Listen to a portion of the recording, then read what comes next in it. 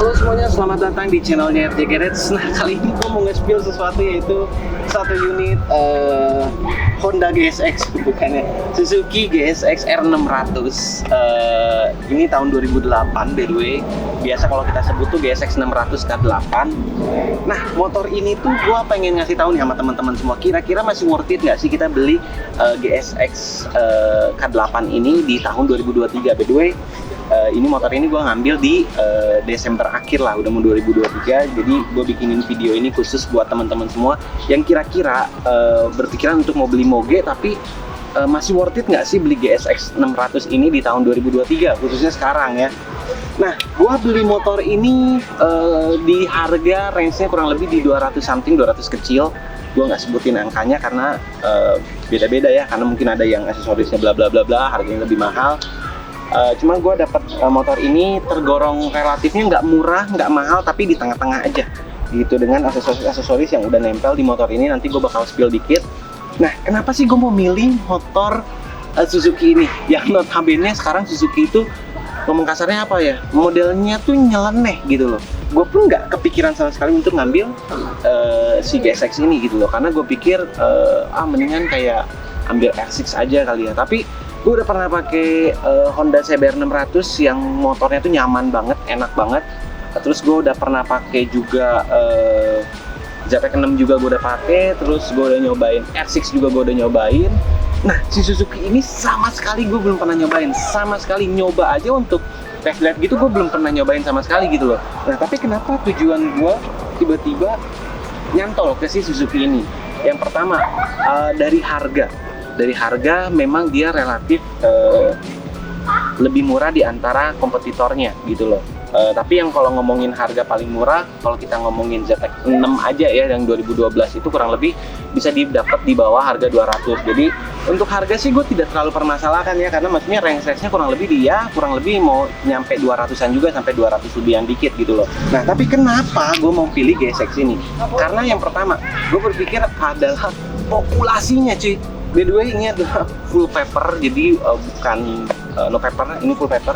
Populasi Suzuki GSX 600 ini bener-bener rare banget, khususnya di Indonesia. Maybe kalau gue bisa hitung khususnya di Jabodetabek, kurang lebih nggak nyampe 10 unit yang full paper yang ada di Jabodetabek setahu gue. Dan gue searching tuh siapa aja owner yang punya GSX 600. Nah, jadi memang sorry kalau ada berisik di belakang.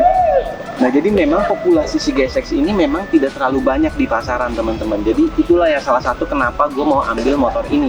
Karena ya memang bentuknya old ya, masih kayak by the way ini udah pakai proyektor HID. Jadi ya nggak old banget lah. Tapi kalau misalkan kita lihat secara sekilas tuh bodinya masih memang ya body tahun-tahun 2000-an lah gitu loh. Jadi memang tidak terlalu banyak yang kayak motor-motor zaman now yang notabene itu kayak runcing-runcing aerodinamis gitu loh. Tapi gue suka banget buntut depannya. Cuman yang bikin gue nggak terlalu suka tuh adalah nih, si bodi belakang yang memang terlalu lebar, yang kayak tapi oke lah, maafkan lah, karena memang motor ini surprisingly enak banget gue kendarain. Jadi gue mau berbagi share aja cerita sama teman-teman. Motor ini yang bakal gue pakai vlog terus-terusan.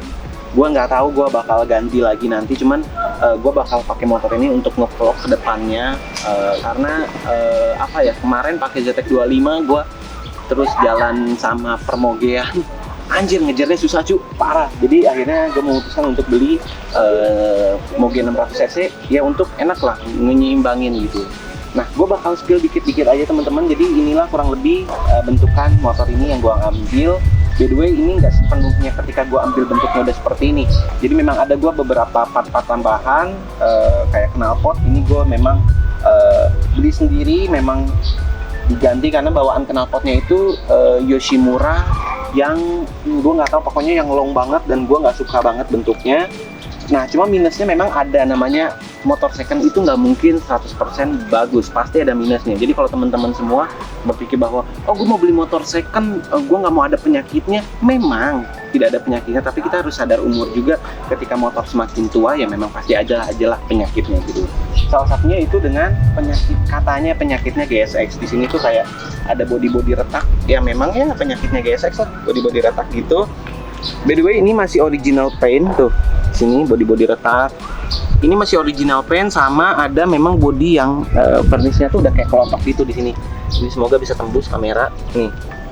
Body putihnya tuh kayak udah kena habis gitu loh lapisan si itu. Ininya tuh udah habis gitu lapisan apa varnisnya. Tuh, ini aja semoga bisa dikoletek. Tapi by the way, body birunya tuh masih bagus banget, masih rapi banget. Jadi kemungkinannya gue bakal ganti ini atau gue repaint menjadi warna putih khusus yang body putihnya aja di luar body belakang, karena body belakang masih bagus banget. Dan kayaknya gue bakal ganti juga ini spion, karena gue jujur gue nggak terlalu suka dengan model spion ini, kayak terlalu bulat, bulky gitu. Tapi kalau digantiin spion ZX10 ya nggak bisa cuy, karena waktu itu gue udah pernah coba juga nggak bisa, malah jelek dia ke bawah ke sini. Jadi tidak sesuai dengan fungsinya, yaitu untuk melihat ke belakang.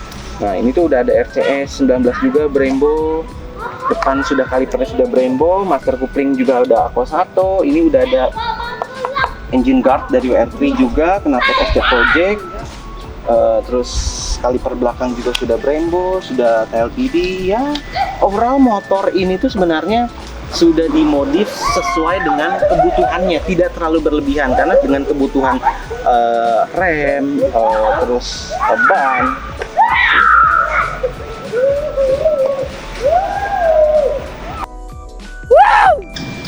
Overall motor ini sudah dimodif sesuai dengan kebutuhannya, jadi tidak terlalu lebay tapi memang sesuai dengan porsinya, yaitu dengan contoh ya kaliper Brembo dengan master rem Brembo yang memang untuk pengereman, safety, serang rem hell, bla bla bla bla. Terus ban Michelin juga untuk ini memang bawaannya sih, tapi bannya sudah diganti juga. Terus ada frame slider, engine guard, terus ada knalpot sama kaliper Brembo P2 di belakang. Jadi memang dimodif sesuai dengan kebutuhan aja, belum yang hedon-hedonan gitu loh, yang kayak mau velg OZ bla bla bla belum, tapi memang sesuai dengan porsinya aja gitu. Nah, gue mau berbagi sedikit cerita tentang impresi kenyamanan si motor ini. Karena gue pribadi, gue tadi udah bilang, gue udah pernah pakai CBR 600, gue udah pernah pakai ZX6 R6 dengan GSX ini. Sebelum gue cobain GSX ini, gue pegang CBR 600 adalah motor paling ternyaman, paling terenak gue pakai. Tapi setelah gue nyoba GSX ini, gila cuy, parah. Memang tenaganya tidak sebuah CBR 600 tarikan bawahnya, tapi kalau tarikan atasnya, hayu, boleh diadu, kayak balap bang kita. Nah, motor ini kaget banget, gue cobain, enak banget, swear enak banget, tidak terlalu tinggi, tidak terlalu berat, tenaga bawahnya tuh cukup banget, tenaga atasnya tuh asik banget. Jadi ngomong kasarnya, motor GSX 600 ini atau si Suzuki ini adalah motor untuk pemula, orang yang mau naik kelas dari